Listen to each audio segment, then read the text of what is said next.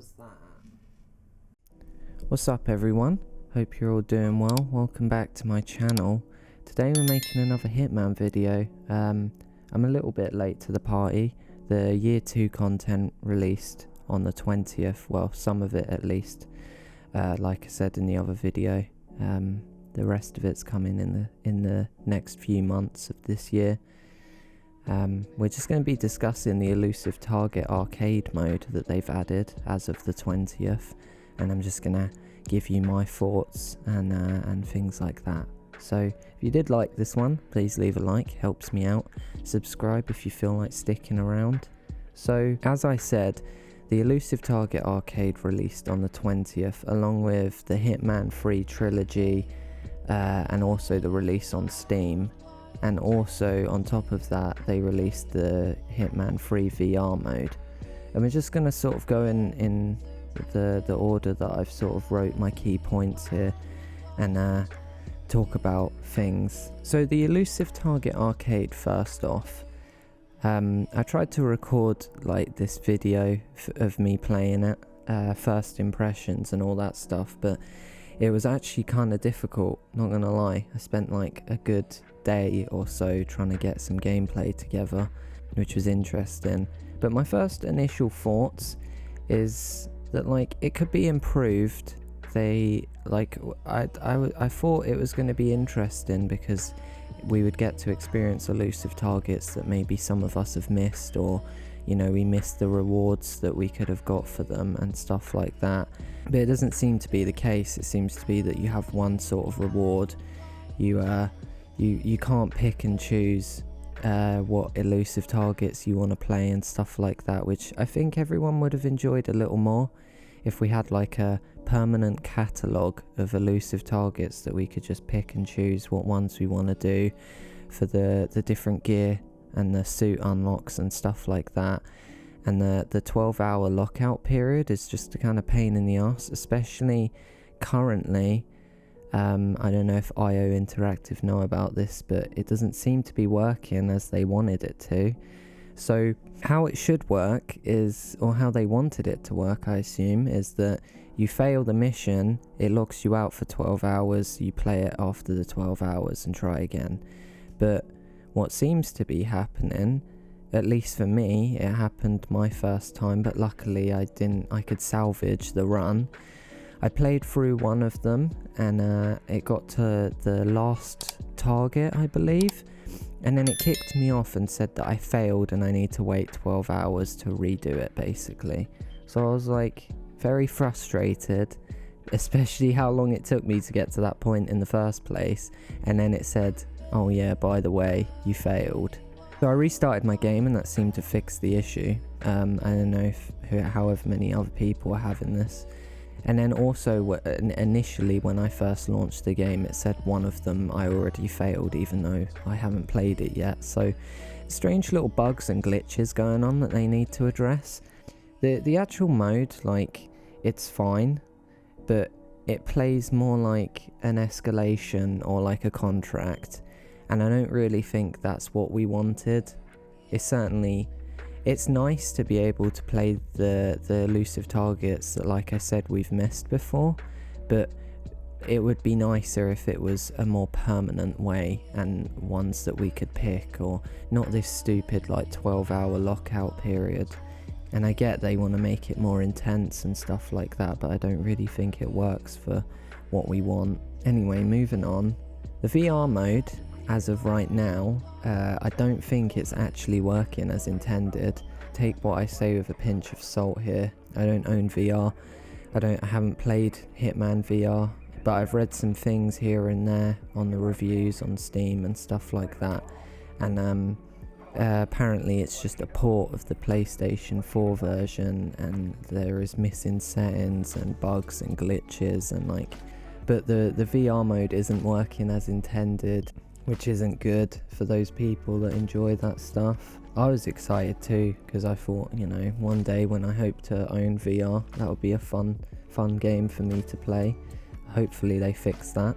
So the pricing's a little weird since it released on Steam and they released this new trilogy version. So the standard base game by itself right now is on Steam for £50, and the deluxe edition is £74.99, and then the trilogy is £79.99. Add-ons bundle is £50, and it's just like there's so many different versions of this, but like the key thing that people were annoyed about here is that this game's already been out for a year, right? It may not have been out on Steam for a year, but it's been out regardless for a year. And right now I don't even think on Epic Games or anything like that the price is this high, unless they've changed it for this new trilogy version, who knows. But it doesn't seem like the price is all that fair for a game that's been out for so long.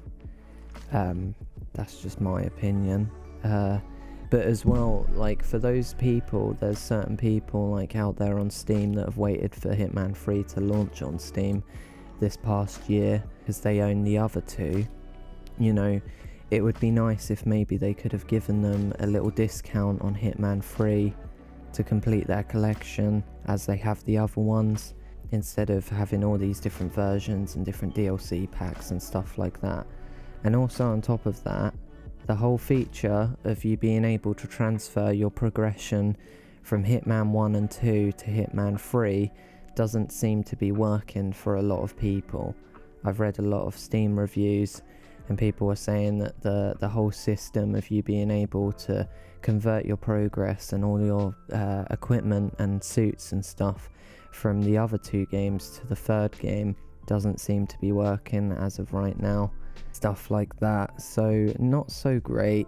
Hopefully they will address these problems and fix this stuff, listen to the feedback from their fans, because the game's solid.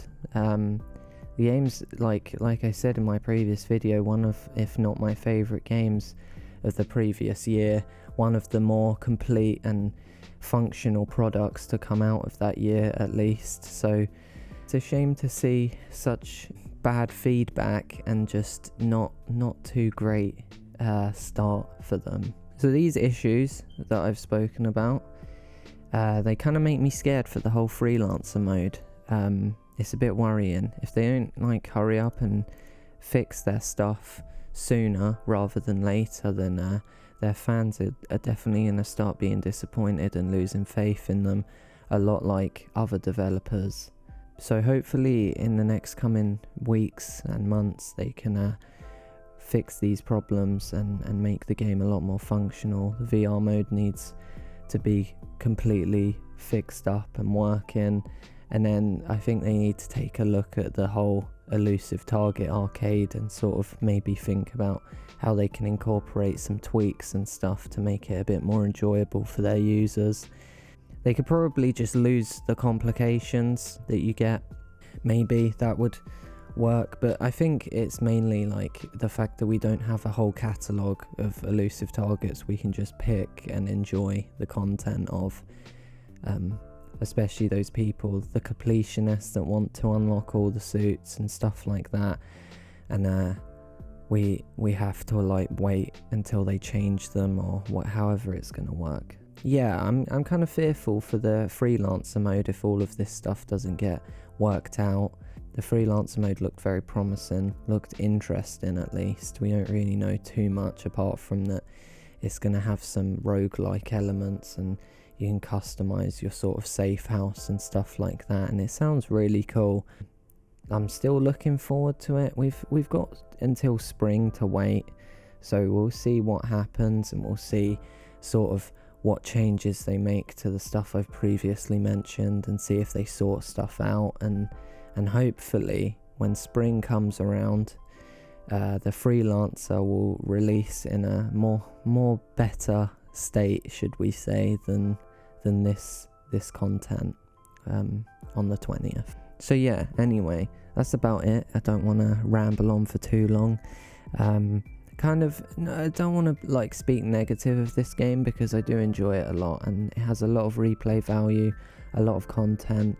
Like honestly, if you enjoy this game, you can be lost in it for hundreds and thousands of hours.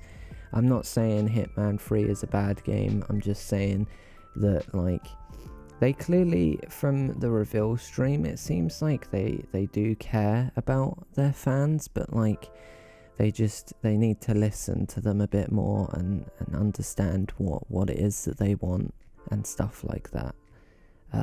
But yeah, that's about it. As I said at the beginning, if you like this one, please leave a like, helps me out. Dislike if you didn't, and I'll see you in the next one. Thanks so much for watching.